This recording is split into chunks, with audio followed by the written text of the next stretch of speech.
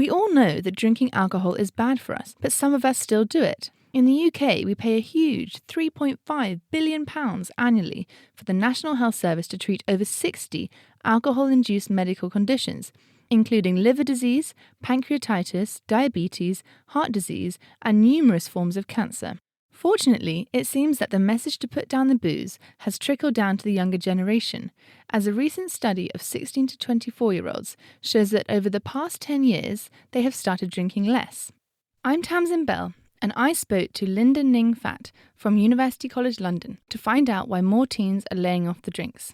Non-drinking is actually widespread. So we found an increasing trend in non-drinking among lower income, higher income groups, those in employment, those in full-time education, among the white population, for example. We also looked at health behaviours, and we found that non-drinking was increasing with healthier people, so non-smokers, those with high physical activity, and those with good mental health. And I think all these things suggest that non-drinking is becoming more mainstream among young people. And what kind of figures are we looking at here? The increase in non-drinking among young people has risen from around 18% in 2005 to 29% in 2015. And there's been an even larger increase in the proportion of young people that identify with having never ever had alcohol. So that's almost doubled over the period from 9% to 17%. Can you tell me a little bit about your study? Sort of what did you do? How did you do it?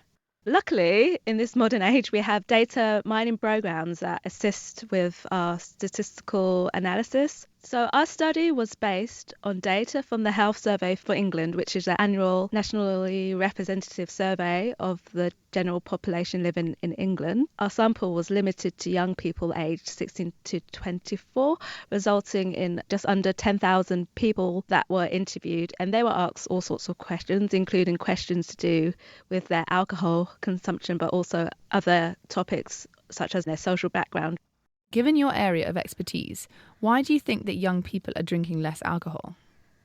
Healthier groups seem to be engaging with non-drinking. Perhaps they're more aware of the harms of alcohol consumption. But we also found the trend to be widespread among different groups, which also suggests that the behaviour may be becoming more mainstream when previously non-drinkers have been met with stigma, particularly at university. Previously, there's been a lot of social pressure to drink. But unfortunately, since our work was data-driven, we weren't able to explore some of the more attitudinal aspects to drinking alcohol. And I think that would be quite interesting to look at. Maybe there's something broader that's underpinning this decline in risky behaviours among young people, which could be cultural, or it could be that young people have more information and are more aware of the harms. If teenage me was asked how much alcohol I was drinking, I may have been a little bit hesitant to reveal the full truth. Is it possible that people under the age of 24 in the survey underreported their alcohol consumption? Yes, that is possible. We know that survey estimates of alcohol consumption are a lot lower than sales of alcohol consumption, suggesting that there is this issue of underreporting. However, since this trend in non-drinking has been observed in many different data sets, we believe that this is an actual trend that is happening and not an artifact of the data.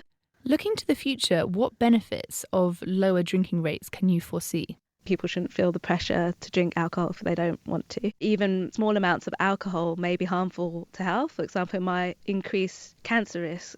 It seems like abstinence is a positive step forward. We've also seen declines in binge drinking. So I think going forward, it might mean less hospital admissions due to heavy consumption.